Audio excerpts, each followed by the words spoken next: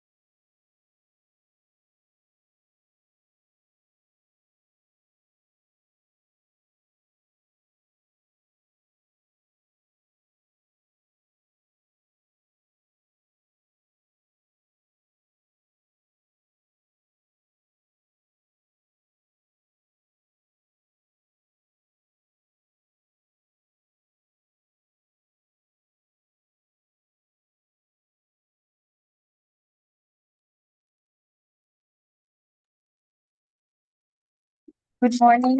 How are you? Oh, hi. Oh, sorry. Hi. Nice to Thank you. meet you. Nice to meet you. My name is Maftuna.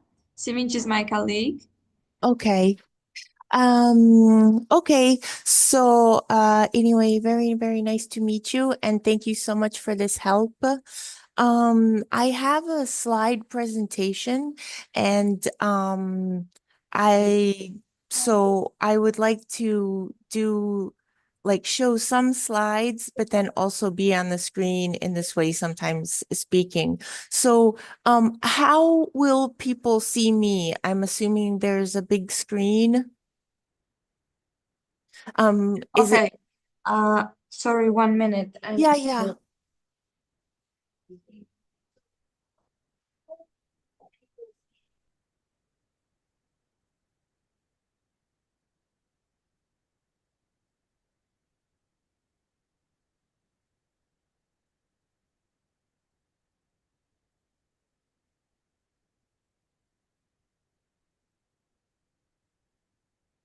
Okay, now it's working.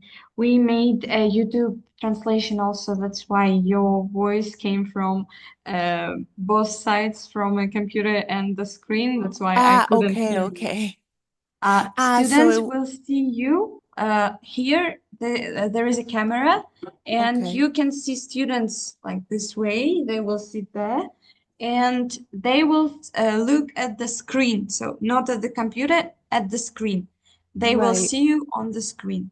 Okay, can you show Now me the let's try screen? Is it, to. Mhm. Sorry, I cannot.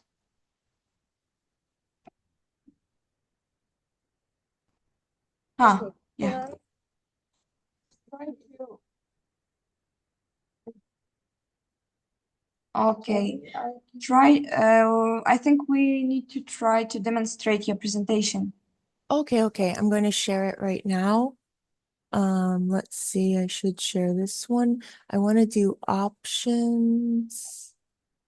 I think we need to try to demonstrate your presentation. Yeah. Now, let's see, I should share this one. I want to do options.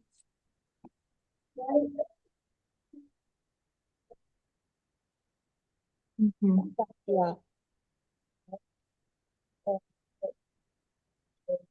Okay. I wanted to be able to be in the screen and Mm. also sometimes stop sharing and then speak. So is it possible for me to look at the screen? Can I see the screen while where I am sharing now? I think yes. Yes. Is Like it visible for you if right you now? turn the computer, do you have a computer that you can turn so I can see the screen for just a moment? The screen. Okay.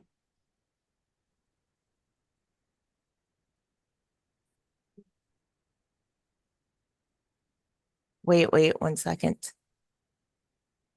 Where did you go? Yeah, I'm just trying to share it on the screen. Okay, wait 1 second. I'm sharing now. Okay, so I should be able to see the screen. It's like here. Okay.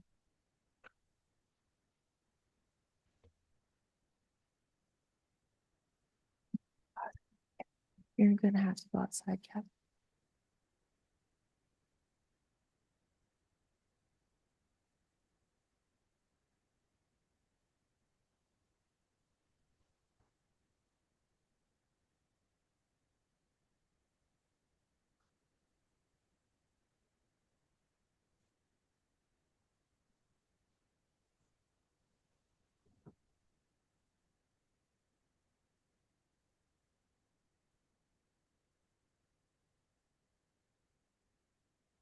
Оздоба.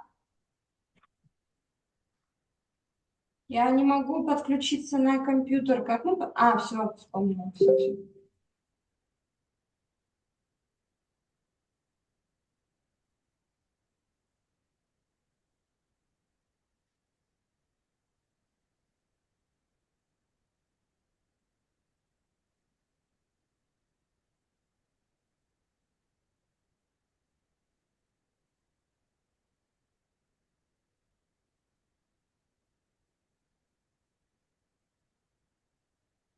Oh, yeah. Okay, and then let me see if I stop sharing for 1 moment. I'm gonna stop sharing and then I can see this. Okay. Okay, that looks quite nice. Just to understand how students will see me and how teachers will see me. Okay, perfect. Yeah, that's good. I understand now. Okay. So Okay, let me, everything is working. So I will turn it with the camera to the students. yeah, right. Okay, perfect. And how many students or how many people do you think will be participating? Here we'll seat about 20 students, and I don't know for sure how many students will be participating online. Right, Maybe okay. overall like 30 or 40, maybe more. Okay, okay. Students will come in 10 minutes. In 10 minutes. Okay, I'm gonna before they come, I'm gonna go off. I just have to fix a couple things and add two slides that I Okay. was thinking about last night. So Mhm. so I'm going to do that. And oh yeah, how long exactly should I speak? And then I know there's a question and answer period afterwards. So Like maybe usually our public talks last about 40, 50 minutes, and then some questions. With questions, there are 20 minutes, maybe 15 minutes. okay, And okay. yeah, in the mm, end, we need to take some pictures. Okay, okay, okay. Yeah, that's absolutely perfect. Mhm. Okay, so yeah, that's ideal for me. And yeah, I'm really excited. I'm like, thank you so much for this Thank you very much. opportunity and also to do you know Lucy as well? Yes, she's my colleague Okay. too. Okay, Yeah. okay. Yeah, yeah. So anyway, will she be here today? Will I be able to say hello or no? Unfortunately, I hope she will participate online, but she will not come to the She will not office. come be there physically. Yeah. Okay, okay. Okay, okay. So I will probably then everything seems fine. I'll use the same link. And so I should Mhm. be back in about let's say 15 minutes or something Yeah. like that. Okay, Okay. okay, perfect. Okay, see you. I will come with students. See Okay, you. okay. Okay, that is amazing. Thank you so much for your help. Okay, See bye, you. bye. See you in a bit. Bye.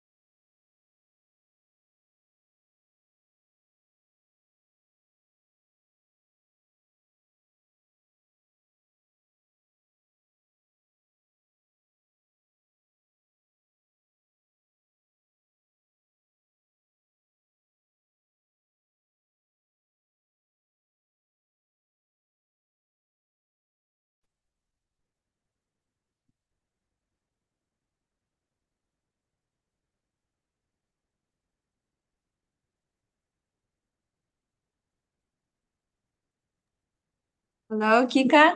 Hello, Our hi, students how are are you? here. Hi. Hello, everyone. Let Okay. me put this up 1 second. Oh no, where did you go? Here we are. Okay, Mm-hmm. okay. So, Hola. Okay, thank you. We can start. okay. Hello, everyone.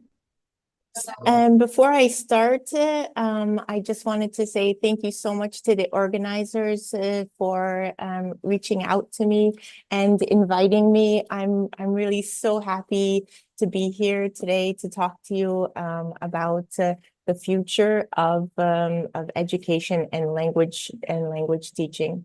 So I do want to share a slide presentation. So let me do that right now. And then sometimes you'll see slides and then maybe I'll come back. Let's see if I can do that. So I'm going to share 1 second. Share, no, I'll share my screen. One moment. I think I have to put this down, bring this back up. Okay, and now I should be able to share this. So, right. Okay, sharing.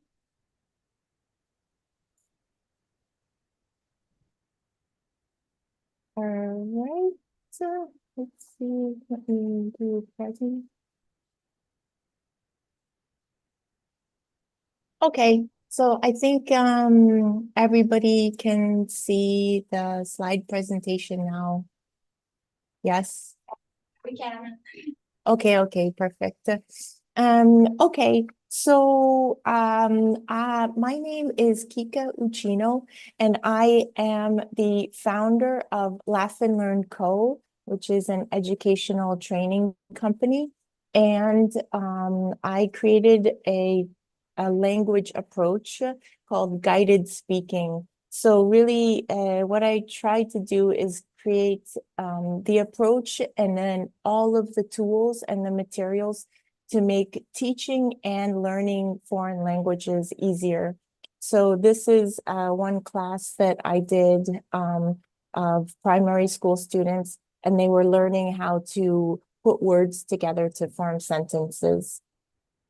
So I wanted to tell you a little bit about me because that it's really important to how and why I developed a language acquisition approach.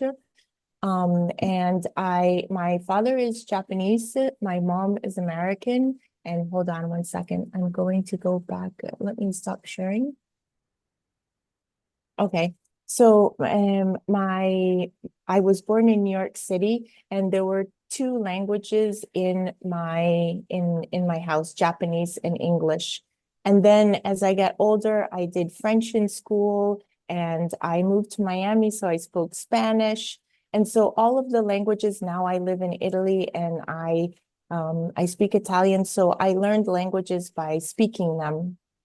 So when I started teaching in the Italian school system, I saw that teachers and students were really struggling with foreign languages. So I was in the classroom often with the English teacher, and I was really surprised to see how difficult it was for these students to learn languages. And so I said, really, there has to be a better way.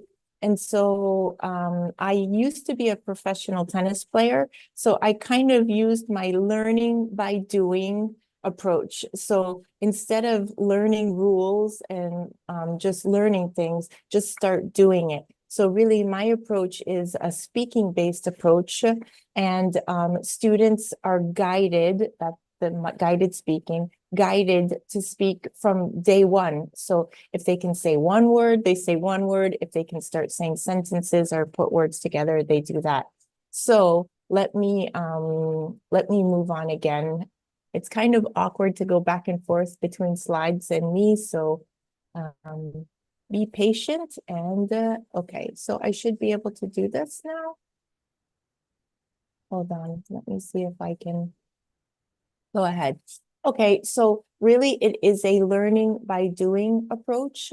And so I created the term learning by speaking. So it's a speaking based approach and it's learning by speaking.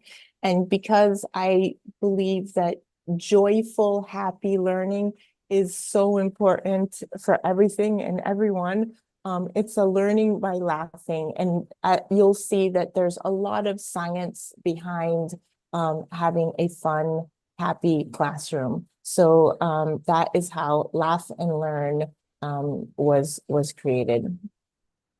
So I want to ask you, who knows who said this quote and when they said it? So the quote is, I hear and I, okay. Right. The quote is, I hear and I forget. I see and I remember. I do and I understand. Does anyone know who said that?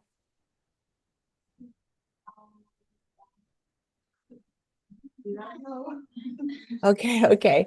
It is Confucius in 300 BCE. So the idea of learning by doing has been around for a very, very long time. Unfortunately, the school system is a little bit behind Confucius. And so we're still doing a lot of theoretical learning, but I really believe that there has to be much, much more practical learning in really in everything, but definitely in language learning. So, all right. This is one of the classrooms. This is one of the activities that I do.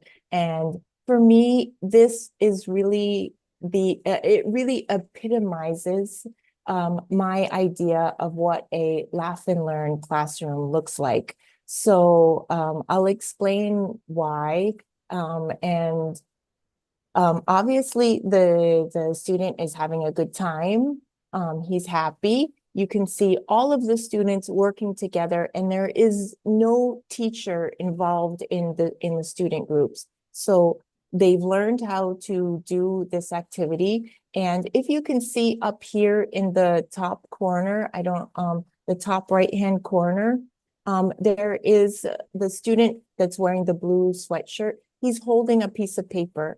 And on his piece of paper, there are questions for the game.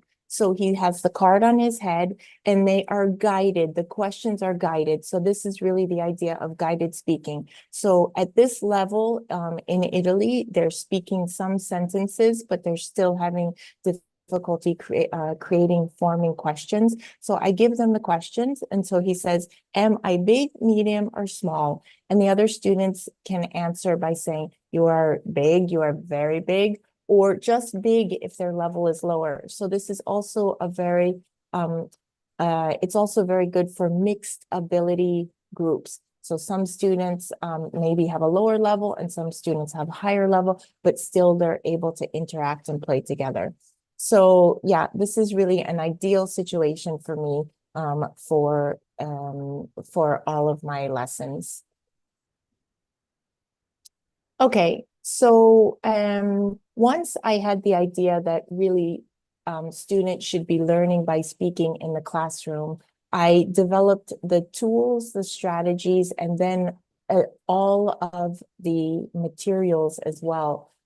So over here, guided speaking on the left is the speaking approach. So it is a learning by speaking acquisition approach. Which really is just a very big way of saying that students learn a foreign language by speaking it. I work with schools to create projects here with English at School. I do CLIL. I don't know if you know what CLIL is, but it's when you teach a different subject in a language that's not the mother tongue. So I do a lot of CLIL projects, and they're incredibly, incredibly powerful. And students are speaking and learning science, math, geography in a second language.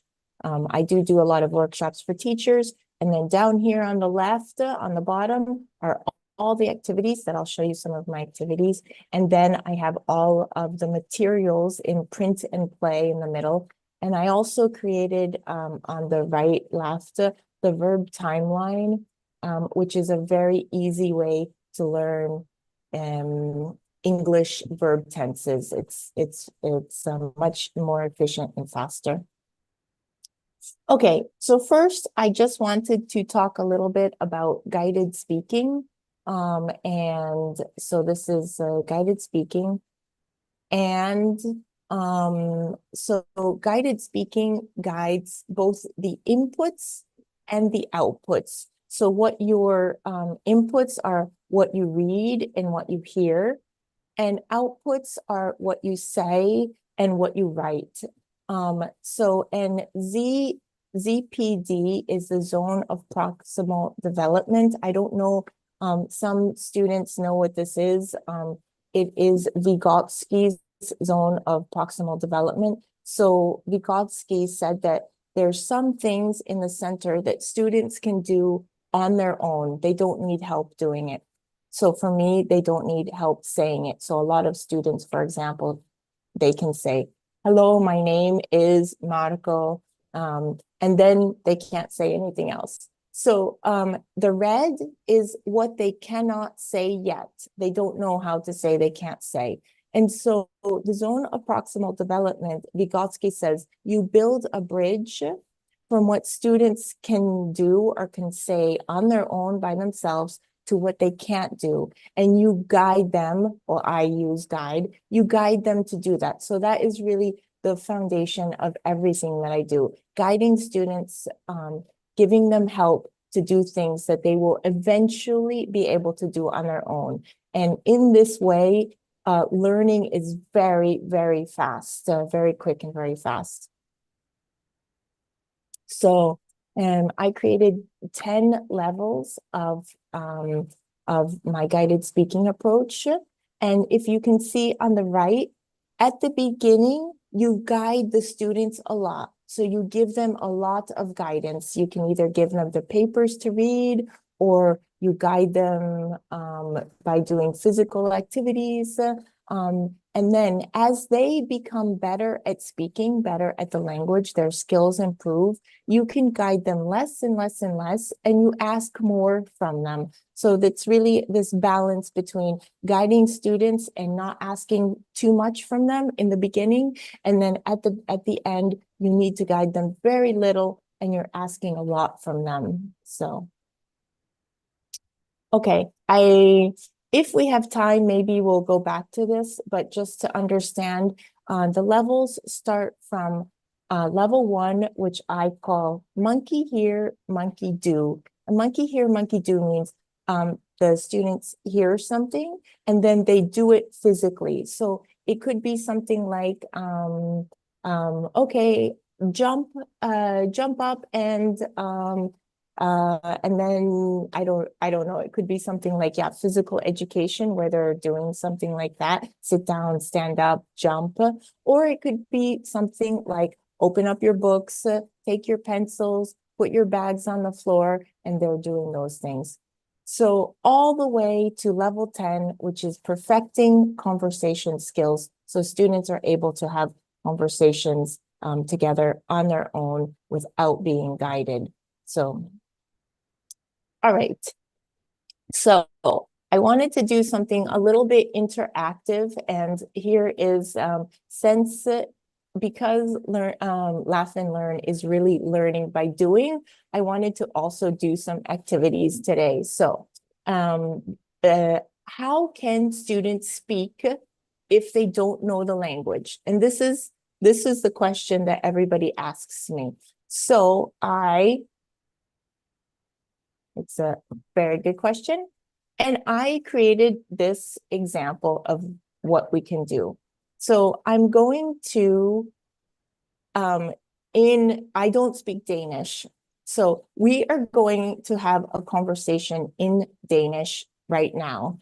And I want you to divide into groups so that you have one student A and one student B. So if we could divide into pairs.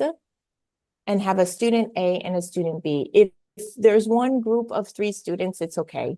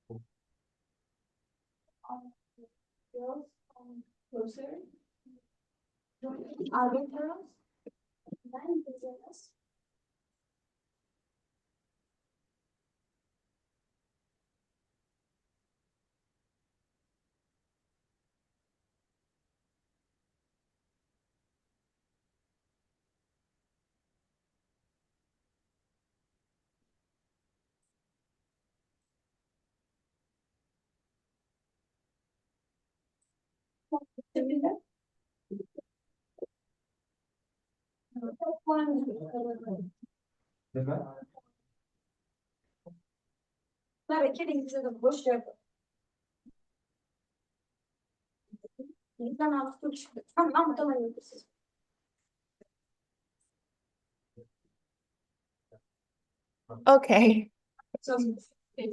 Okay, we're ready.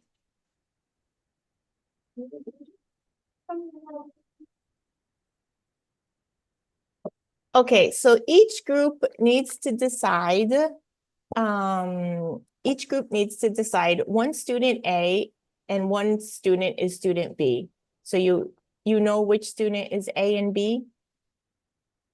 This group is will be A and we are B. Yeah. Okay, so Okay. everybody has a student A and B. Okay, let me share again. 1 second. I don't know what happened to my this. Okay, let me present again. And now, for some reason, I can't see you. I don't know where you went. Okay, so I can't see you. Okay, so the student A, these are the questions that you're going to ask student B. One is Havad dit naven, and this means what is your name? So then student B says their name. Um, question number 2 is Havor bor du, and this means where do you live? So student B says where they live. The third question is Can du lide pizza? And this means, maybe you can guess, do you like pizza? Student B's questions are Havad dit familj naven? So building on what we know from student A, this means what is your family name or surname? Number 2 is du student, I don't speak Danish, so I don't know how to say this. Studerende aller lærere. And this means, are you a student or a teacher? So you just have to answer student or teacher. And one of the ideas that is important in guided speaking is that many times there is the answer in the question so that students can just choose one of the words. And this is a very good way to start speaking. The last question for student B is number 3. Kan du lide at reze? So kan du lide pizza for student A? Do you like pizza? Kan du lide at reze means do you like traveling? And the answers to the yes or no questions, you'd say ja or nay, and that's it.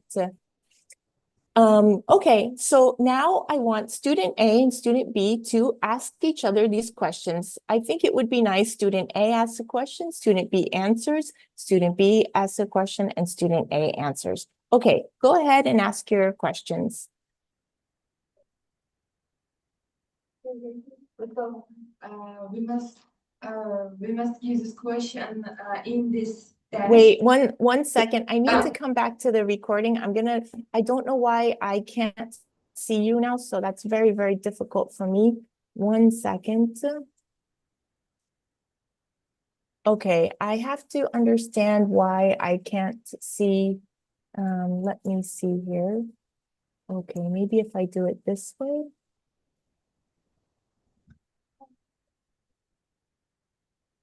Okay. Okay, sorry, can you ask me and then I'll go back to the. Can you ask me the question again? Ah, we only ask this question in Danish language right now. In the Danish language, yeah. So, and you can use the screen, with the questions as a guide. So this is really guided speaking. So now we learned a little bit how to say, speak in Danish. Now you can use the guide. I'm going to try, I don't understand when I shared before, then when I go back to the screen, I can't see you. So one moment, let me see if I can do both. I'm going to share again, and I don't know why I leave you. Your screen is paused. Okay, share. This should be here, and we should do this. Yeah, now I can't see you. It's terrible. Let me see if I do it this way. One moment.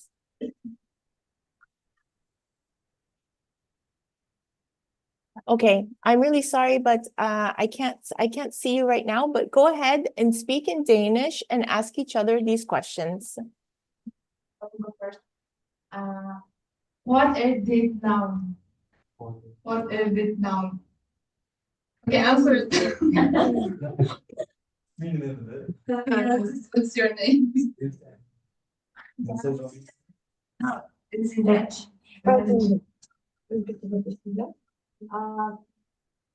It's Danish. What is it now? Noun. Noun and afternoon. Oh.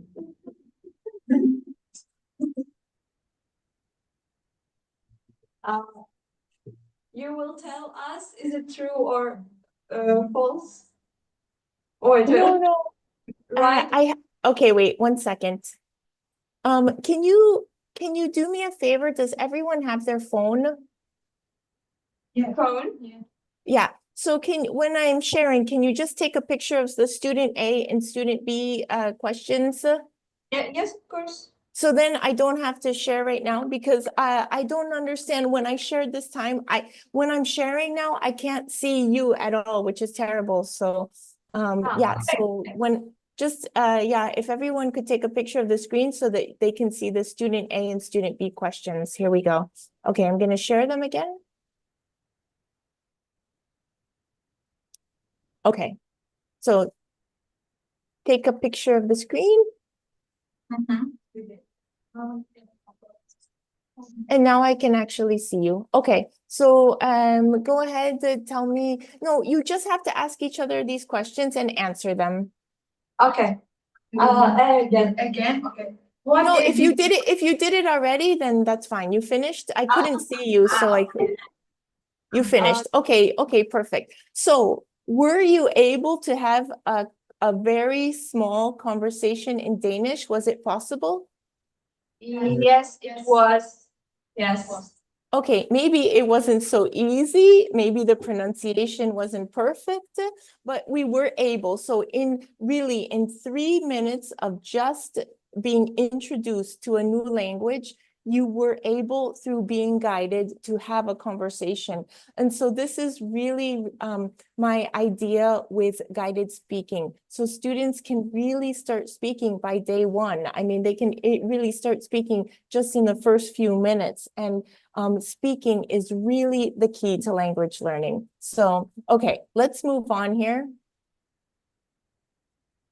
Okay, so aside from the approach, I was saying at the beginning that I also created all of the activities. So all of these different activities are speaking activities that can be done easily in classes. My activities are from little tiny kids all the way through university and business. I've taught a lot of business English as well. So you get the activity on the left, you can see the activity sheets and also all the materials. This is more for teachers. So, all right.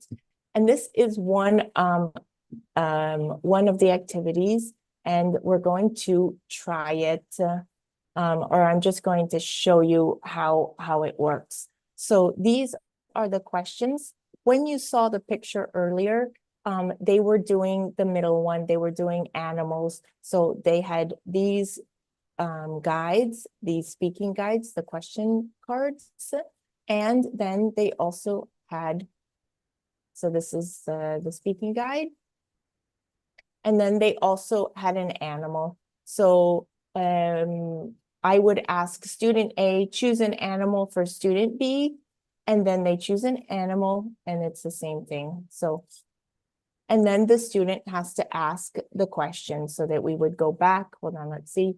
We would go back. Once the student has the card on their head, then they say, am I big, medium, small? What color am I? How many legs have I got? All right. Okay.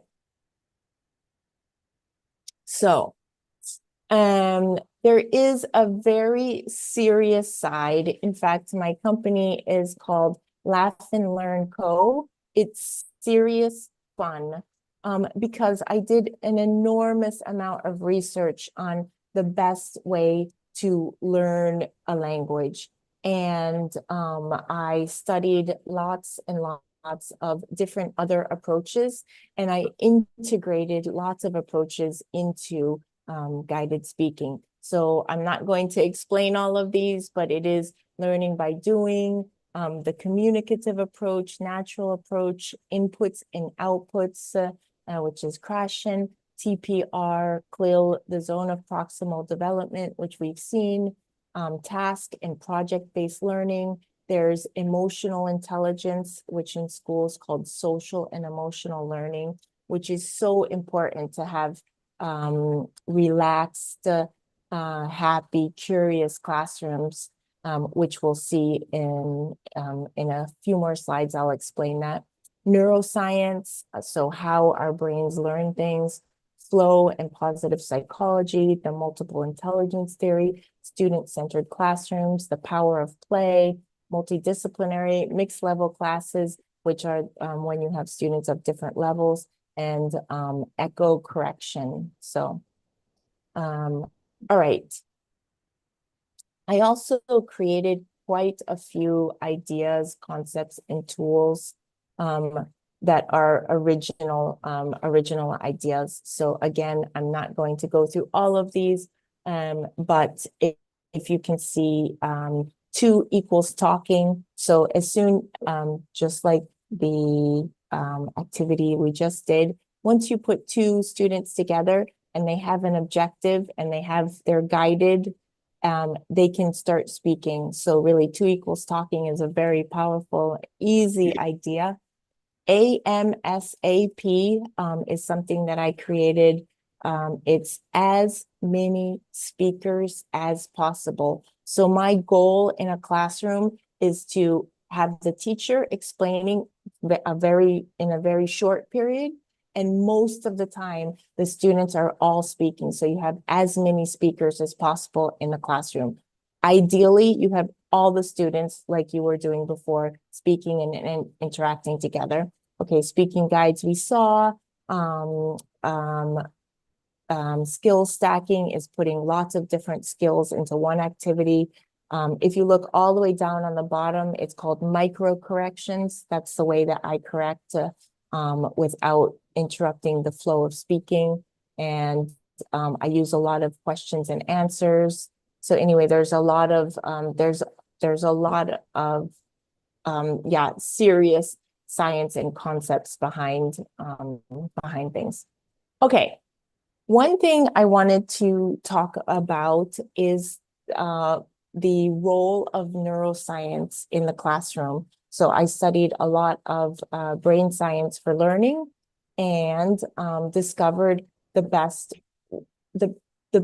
situations for the brain to learn new languages.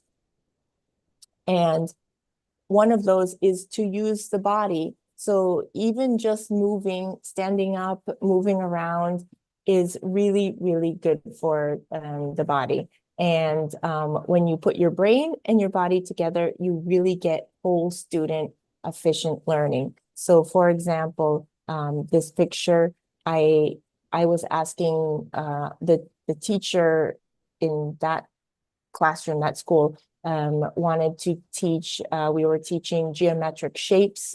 We were also doing art. And so instead of just saying, this is a triangle and showing them and saying, draw the line between the word and the right shape, I had them physically do shapes. So I would say, we can do it right now. I want you to make a triangle with your hands. How can you make a triangle with your hands now? Here. Yeah. Okay. Now make a rectangle.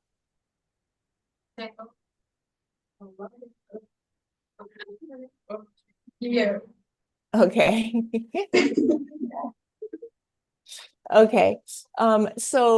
I do this a lot. So connecting the body to the brain and through movement is much more powerful. It's a much more powerful learning tool, just like Confucius said, when you're using your body. So I have some students that are incredibly incredibly creative. So when I say make a triangle, one student did immediately, a very small student did like this. So yeah, he made a triangle like this. When I said make a rectangle, he immediately did it like this. So yeah, so it's a very, very powerful tool. Your body is a powerful tool.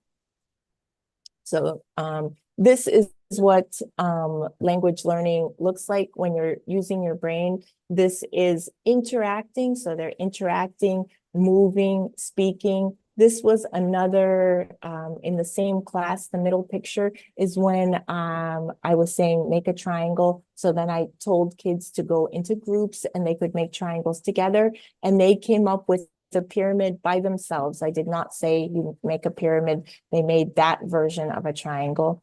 On the right side of the screen, you can see students, they are trying to find solutions. So they're working together, collaborating, speaking to find solutions to things. So this is really what I think the future of all learning should look like.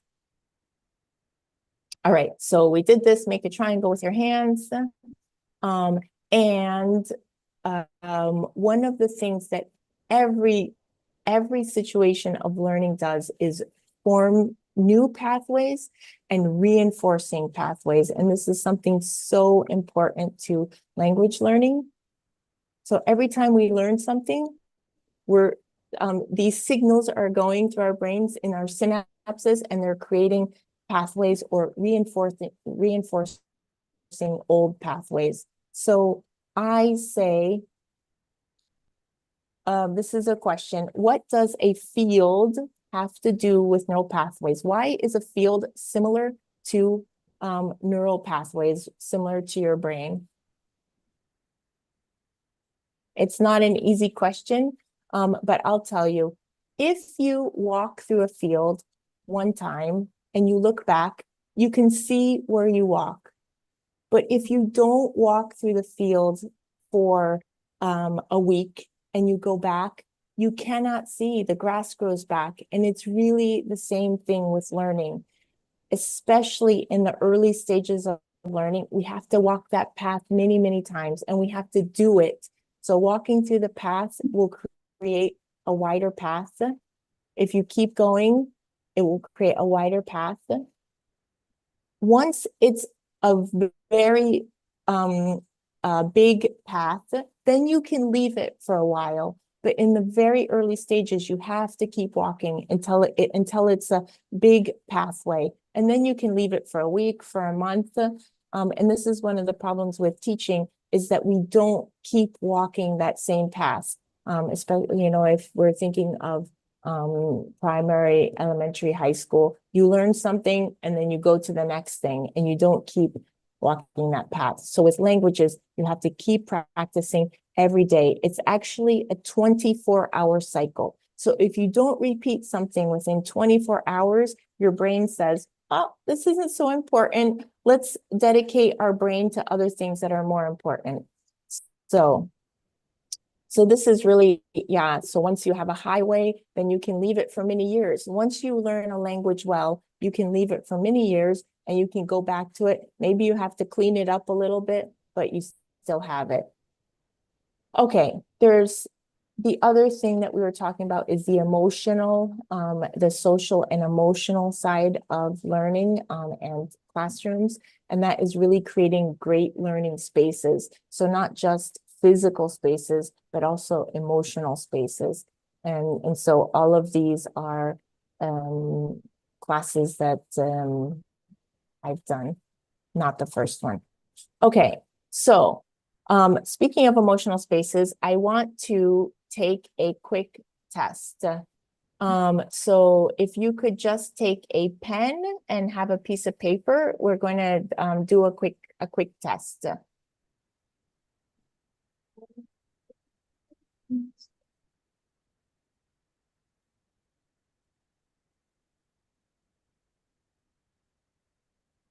Okay, you can, I saw one student get up. Okay, you can sit down. Don't worry. This was an experiment. I want you to tell me how you feel. If one student maybe can tell me, how did you feel when I said, okay, we're going to take a test? Little bit enthusiastic. Enthusiastic. Okay. Because you usually, when you take a test, you get like students get anxious. And so test taking, I don't know, here in Italy and certainly in the United States as well, when you tell students we're going to take a test, everyone is like, oh no, I'm not ready for a test. So in that moment of that anxiety, your brain does one of 4 F words when we're stressed and anxious. And so a lot of times in classrooms, you do one of 4 F words. And they are fight, flight, freeze, or fawn. And it's because when we are scared, when we're anxious, when we're afraid of something, our brains automatically go into our ancient brains. Our ancient brains take over, and you do one of these stress responses. Fight, so you're like, no, I can't take this test, it's impossible. Flight, you go away. Freeze, you just block. And then when you're blocked, you can't remember anything, or you fawn. And fawn means you say, please, come on, I'm not ready. I'm so sorry, but I didn't study, blah, blah, blah. So we go into one of these F responses. So this is why in the classroom, it's so important to keep a calm, happy, encouraging atmosphere. So it really is the ideal way to learn anything. So we're learning through neuroscience that really stress is a terrible thing for learning. So when you're stressed, your learning centers shut down and you're not a very good student when you're a stressed student. So, okay, wait, hold on one second. Okay, this is the last little activity that we're going to do by learning by doing. So I want again to be, I want you to be in your groups of student A and student B. I think you're still in those same groups, right? Yes. Yeah. Okay, so I want in this moment, when I tell you student A, all the student A's are going to close their eyes when I tell you. Student B's are going to look at the screen and they're going to do what the screen says. And when I say go, you're going to look at your partner. So student A and student B are looking at each other. And student B will continue doing what they read on the screen until I tell them to stop. Okay. So student A right now, all the student A's, can you please close your eyes? Okay. Okay, student A's eyes are closed. Student B, watch the screen. Okay. And you will do this until I tell you to stop doing it. Okay? Hold on 1 second. Okay, so now student A and student B look at each other, and student B, do what you have to do.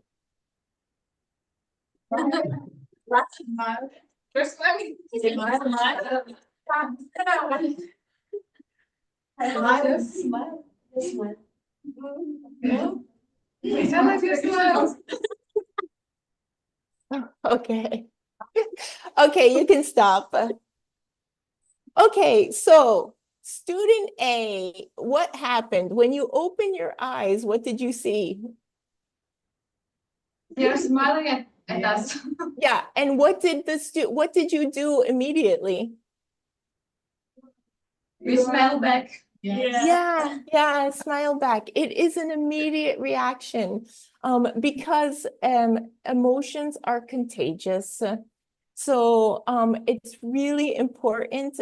This is more for teachers that when I do this, I don't know if are there any teachers in this group? Or you're all students? Like we teach, some of us teach in language centers. Ah, okay, nice. So it's so important to have for the teacher to have a positive, happy attitude, because the students really feel that. And because we know that happy, relaxed environments are the absolute best for learning anything. Yeah, I really tell teachers when you walk in the room, they have to say, "Hi, how are you? How is everybody?" And so it just starts out the classroom in a good way, because really, and I understand, I see a lot of teachers and they're like, "Oh God, we're late. Take out your books. Who did their homework?" And they already create like a stressed, anxious environment from the moment they walk in the room, because I know they have so much to do. So, okay. I am almost done here. This is CLIL. I'm not going to talk too much about it, but really it is such a powerful tool. My version of CLIL is hands-on CLIL. So again, learning by doing, hands-on, doing things, creating, experimenting, and you'll see some of these, yeah, so you can teach anything with CLIL, IT, so computers, art, math, physical education, really anything. You can also teach like tennis in a different language, cooking in a different language. These are some of the CLIL projects that I've done. So a CLIL science, this was the difference, like gas, states of matter, so gas, solids, and liquids. The middle picture was the five senses. So using your nose, your eyes, I can hear, I can see, I can smell. I had CLIL art on the right. This was a CLIL environmental science, so reduce, reuse, recycle on the right-hand corner at the bottom. We were understanding by how things biodegrade, how long it takes, if they biodegrade. This one in the middle was CLIL music, where we went around the world and discovered different cultures and made instruments and art. And then the tree scavenger hunt, I was asked. These are all projects that I go into a school and I do a project maybe of 5 to 10 weeks, and do teacher training, and then we work in the classroom as well. So all right, I wanted to also just show you very quickly the verb timeline so you could have an idea for it. You can also download this from my website for free. I'll tell you how to do that. But the verb timeline looks like this. This one I think is the 11, 1, 2, 3, 4, 5, 6, 7, 8, 9, 10. Maybe this is 10. 10 verb tenses. And because Americans, English speakers don't learn the verb tenses in this way, but I do know the rest of the world must do that. It was difficult for me to understand how they all fit together, how to form them, when you use them. So I kind of started putting this tool together when I first started teaching so that I could understand how to better teach. And then I realized that it's a very good tool to use, because you can really see how all the verb tenses fit together. You see how they're formed. On one single page, you can see signal words that are often used with one verb tense or another. And then it's also very visual. So, and I also, on my YouTube channel, I'm starting to put up the videos of where I explain each verb tense one at a time. So for either for teachers that want to do it, or teachers that want to use the videos in class, or for students that are learning verb tenses. So that's my verb timeline. Okay. So one thing that I just love to do is create perfect projects together. I go into schools and create projects with teachers and students together. And I do a lot of teacher training workshops. And I just wanted to leave you with this is my website. So it's laughandlearnco.com. And I do have quite a few things. I'm putting them up so that people can just download them for free. The verb timeline is on there. If you do want to download things, it's a little confusing right now. I'm sorry, I'm trying to make it easier, but you can go to the shop on my website, go all the way to the end page in all of the items that I have, and you'll see the Laugh and Learn code, the Laugh and Learn timeline, verb timeline, and you can just download it for free from there. So, and there's some other things that you can download for free. For people that are teaching, I do have a free bundle so that you can start using the activities. And then of course, there's all the other activities and also collections of activities as well. On my YouTube channel, I'm starting to put up all the verb timeline videos. So anybody that either wants to learn verb timelines or use them to teach students, that is probably a good resource as well. So, okay. So that is pretty much it for everything. I really just love what I'm doing, and I'm just so happy to talk with people about it all around the world, and try to make language learning a little bit easier and a little bit more fun as well. So anyway, that's it for me. I know that there's a question and answer moment too. So I guess we could do that if anybody has any or just ideas or sharing anything. I have, okay. We have a lot of questions. Yes, I have A lot of also- questions. Okay, excellent. Wait, let me go back. I need to go out of here. I'm going to take this screen off so I can see you fully. 1 second. Okay, now I can see you. Excellent. Okay. I have lots of things to say you. Firstly, thank you too for all of this session. Love you. And then I love your courses and I love your experiences in project for the students. That's so creative. How creative you are. I love you. Thanks. Thank you so much. Yeah, I actually think that it's because I didn't go through the channels of teaching to get where I am. I went through science. I did environmental science at university. And then I was also a professional tennis player and a tennis coach. So I really went a whole different channel. And so that helped me think outside of the box. You know, I didn't have a language or a teaching box. I had, so when I was in the classroom, I wasn't thinking, okay, what tools did I learn to use? I said, oh gosh, how do I help these students do this? And so yeah, I just came from a different angle. I think that's a different perspective. I think that's why, but thank you so much. That's super kind. I really want to have your courses on your channel and I will subscribe today. Okay. I'm trying to put so much more stuff. Really, my dream for a very, very long time has been to create everything to make teachers and students' lives easier. So I'm putting I don't have it right now, but I'm going to put a lot of TSUULL projects up on my website as well.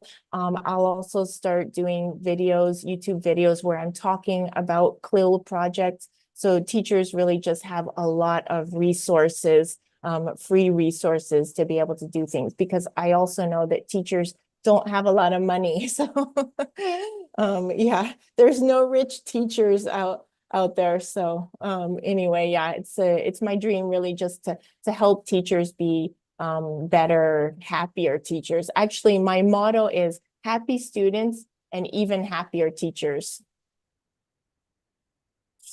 Okay, anything else or experiences? Anyone want to share experiences? Yeah, go ahead. I think I experienced the same thing while learning the Russian language. Because firstly, I didn't know how to write, and then I had to speak with other children in Russia because I wanted to play with them, play together Okay. with them. Yeah, and this made me to start to speak to them in Russian to explain. Yeah, as you told, I show it with body expressions, I showed this gestures, Yeah, details. yeah. I even draw it. That's Oh, why okay. yeah, and it helped me to remember to keep it on mind and learn Russian language faster. Yeah, it's really true. It's actually, there's something called the power of play, because we love playing. Even I do, when I do teacher training courses, I often have the teachers running, playing, playing games, because we just really love playing, and it's powerful. It's a powerful tool. It's not just fun. It really has science to back it up. So a lot of and when you're playing, the students don't really realize that they're speaking in another language. They just are playing the game. And so the language is like the second thing. And it's also a good way to trick your mind. So, when you're learning vocab and grammar, you're concentrated on that. And your mind knows that that's probably not the best way to learn things. Instead, when you're playing games, you're just speaking and you're using the language, and your brain says, oh, I need to know this because I want to win the game, or I want to figure something out. And so it's a very good way for your brain to concentrate and learn things. And so the brain is saying, uh-oh, this is important. I want to win. I want to learn. Yeah. So it's a very good way. Another question. Yeah, go ahead.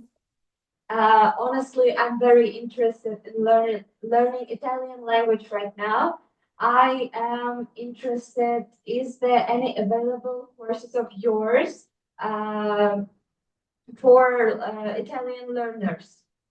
For students who I want mean, the things that I do are really for learning any language. So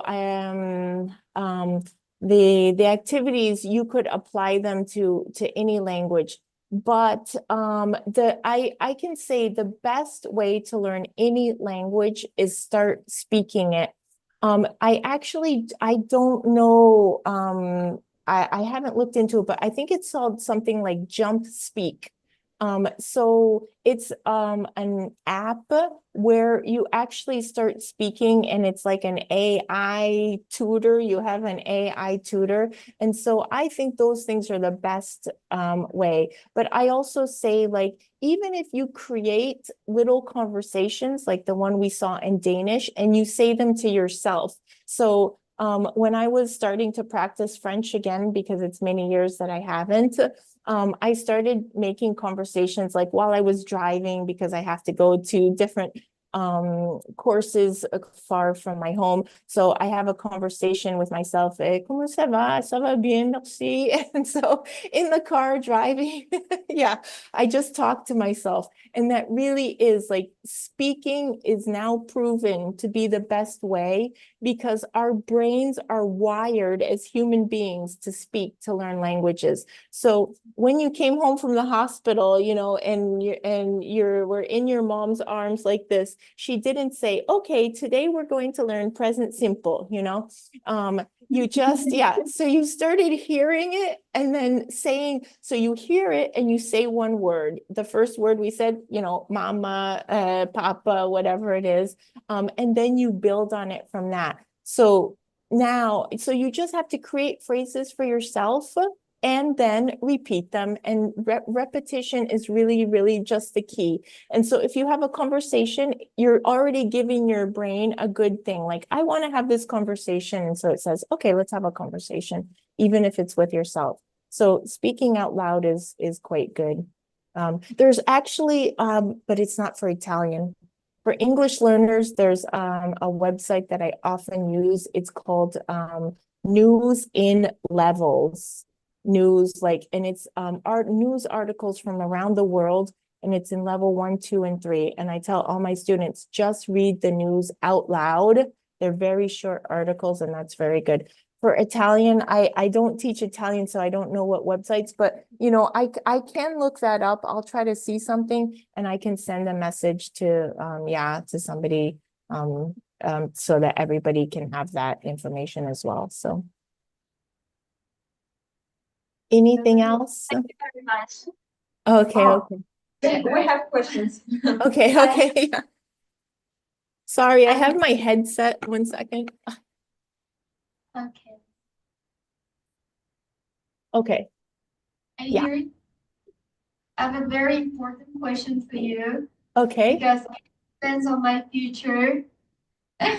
As I read from one article, first of all, wasn't it difficult to learn 2 languages from your early age? Is it difficult to learn to English? No, no, actually, it was one slide that I didn't put in, but there is a window of language learning. And really, until 7 years old, it's possible to learn multiple languages. Your brain is just different at that moment. But for example, I do lots of projects for teacher training, and they are then teaching second languages to even 6-month-old babies in daycare, you know, so they're in preschool, daycare and preschool, so they're very young. And it's amazing how fast they don't have the filters that adults have. They just hear things and they repeat them. So no, I mean, I had a friend, I remember when I was very young, at 5 years old, he spoke 4 or 5 languages, something really incredible. Yeah. So, yeah, younger students are much more able to learn multiple languages. Yeah, but as scientists, right, it's difficult for them to differentiate differences between languages, and they suddenly mix languages, you know? Sometimes they speak in English and sometimes they can mix Japanese. When I was that my children, I have 3 children, are bilingual. So I actually this was before I became a teacher, but I researched the best way. And what I found, I mean, maybe there's other newer research, but what I found was that that the parent who chooses the second language, let's say, not the host nation language. So I was here in Italy and I was speaking the second language, English. That parent, in order to not confuse things, I should always speak to them in English, so that I wasn't speaking a mix of languages. So they associated me and everything I said with one language, and then everybody else that spoke had that other language, so that they didn't hear me mixing languages. And it seemed to work with my kids. I mean, I don't think they ever had a problem. They only spoke 2 languages, you know. They actually also spoke dialect, because there's a dialect here. So, I mean, maybe in the very early stages, they mix things, but I would say, you know, by the time they're, you know, 5, or, you know, I mean, even younger, they really have a pretty good feeling for the distinction between the languages. I don't know. I mean, I would be interested to see that study about that. I think there is a little bit more confusion in the beginning. It might take them longer to start speaking, but once they start speaking, they understand the difference, you know, between multiple languages. And what do you say? Is there any differences between languages? For example, if you speak in Italian language more, is there anything difference between in Japanese language? I mean, will there be their level in the same they in the same level in both languages? For example, they can be fluent in Italian language and bad Italian language and bad at Japanese, do you think? Um, that kind of depends when the languages are introduced. I think really that like 0 to 7 window is called the critical language learning window. And so I think if you learn a second or third or fourth language within that window, you can really consider that, you know, I mean, you know, bilingual, or I don't know if you say trilingual, whatever it is. After that, it really becomes a second language to you, you know? So, for example, Italian, you know, I will never really feel it's my language. You know, I speak it quite well. I can converse with everybody, but I really definitely feel a distinction between, you know, English as, you know, my mother tongue language, and then Italian as a language that I am fluent, I'm very proficient, I don't have problems with it, but you know, I'm only speaking from mine. But I think that is true. So if you're learning 2 languages when you're quite young, under that 7 year, and maybe it's even younger than that, but 7 year is kind of considered the cutoff. I would say that you can feel like you have 2 languages. Like my kids just go back and forth between the 2 languages, and they feel equally proficient in both of them, except for my youngest, who didn't want to speak English when he was young, but now he does. But yeah, so I don't think they would you know, have too much, you know, feel that there's a difference between the two. So maybe, I mean, this is interesting. Maybe there is always a language, and now I'm curious about this. Maybe there's always a language that holds a more dominant position, you know, in your brain. That could be a possibility, you know. So if anybody wants to research that and tell me, I would love that. What I'm asking about, why I'm asking about this question is because, you know, children cannot differentiate that their peers are smart than them. They can speak in 2 languages. They can think that boy or that girl is a strange if they speak in 2 languages, you know? Yeah, I know that there is some of that there. Yeah, these kind of cultural differences between between yeah, I see that in Italy as well. You know, students that speak another language at home might, you know, might be considered less than, you know. Yeah, it's a problem with immigrant populations as well. Some students don't want to speak their mother tongue language. Yeah, it's a problem. I think a kind of a global problem. But I think as we become more global, I think that problem will lessen, you know, I hope. I was actually, you know, sometimes people told me because I spoke English also outside the house to my children. And so some mothers said, you know, why do you do that? Why don't you just speak Italian when you're outside? And I said, because I learned that really I should, while they're small, I should only speak the language that I'm teaching them, you know, my language. So they don't confuse the languages, but that was not always considered so positive, maybe by, you know, other by Italians, you know, they thought that I was trying to be more important or something. I don't know. So Yeah, Thank you. yeah, it is a problem. Thank you. That was You're great. welcome. Yeah, you're welcome. Very good questions. Okay, if no one has questions. Okay, thank you very much. Okay, thanks. Thank you so much. I'm so grateful to be here. It was so nice. And thank you for your questions. If people have other questions or you want information, you can definitely reach out to me. Maybe I'll send an email as well. I'm on different social media, so you can find me there as well. So, okay. Thank you so much. Thank you. Can you hold on? We have something for you. Like, just a minute. Okay.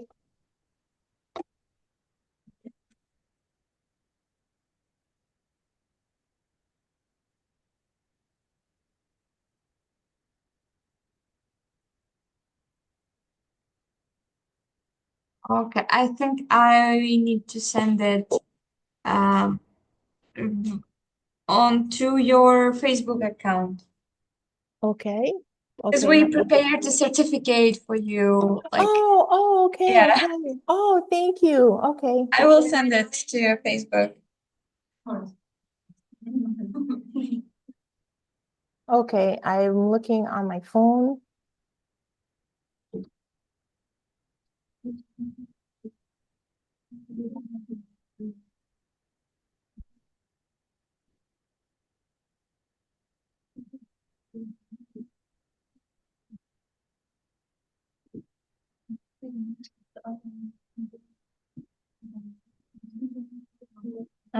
It is sent.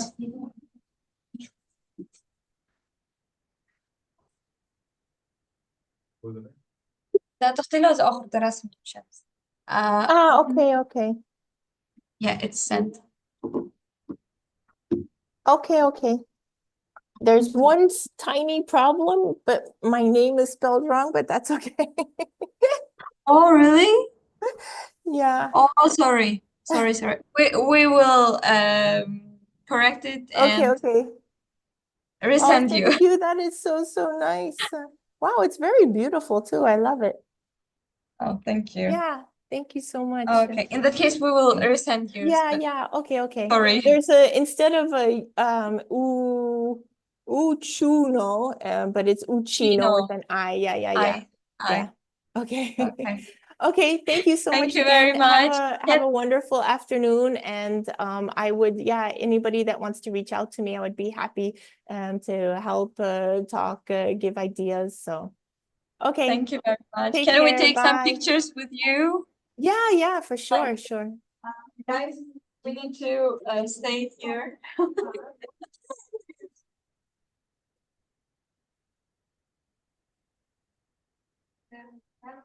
Tamam da yarın ders Mahmut'a götüreceğim. I can't see anything. You just need to look at the camera. So Okay. we are taking picture with the Okay. screen. Or you can look at us. Hi. It's funny because I feel like I see so many people that look like me. Yeah, it's a,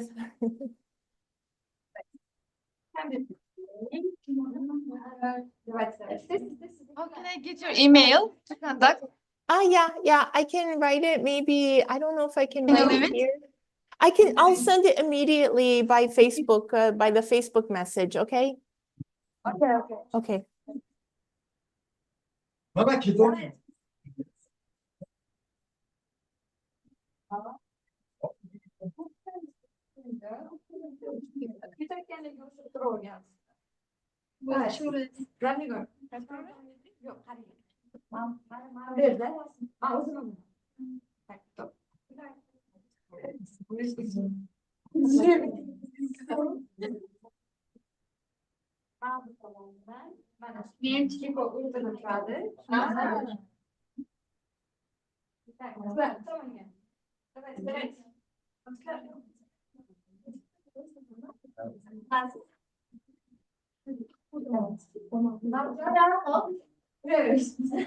Marjana.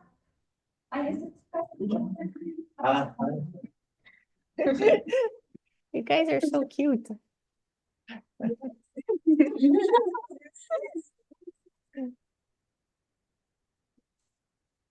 I don't know. Are we taking pictures now? Yeah. Yeah. Okay. Okay. Okay. I'll send you some pictures then. Okay. Okay. Narcan'ınkiler hepsi mi? Ben de o çocuklarla.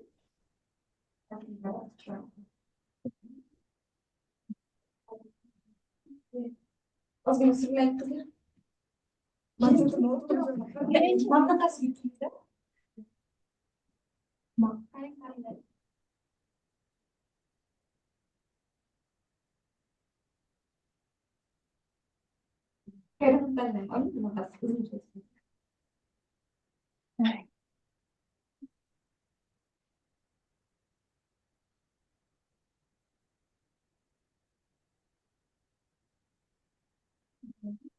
Thank you very much. Okay. Okay.